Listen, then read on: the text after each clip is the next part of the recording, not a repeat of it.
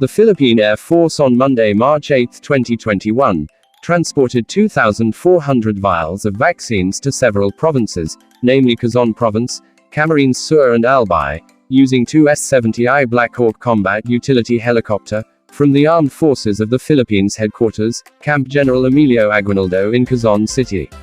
1,200 vials were transported to Southern Luzon Command Headquarters in Lucena City, Quezon Province, while 600 vials transported to 9th Infantry Division Headquarters, Philippine Army in Camarines Sur, and another 600 vials headed to the Naval Station Southern Luzon in the province of Albay. The Philippine Air Force will continue to use the recently acquired S-70I Blackhawk helicopter to distribute vaccines to facilities and hospitals. The acquisition of Sikorsky S-70I Blackhawk combat utility helicopters as part of the revised AFP modernization program is very timely in this ongoing COVID-19 vaccination program of the national government, as it can carry more payload, faster, and has a longer range than other old combat utility helicopters in the inventory of the Philippine Air Force. The Philippine Air Force also said that it intends to replace the aging Vietnam War-era UH-1H Huey helicopters.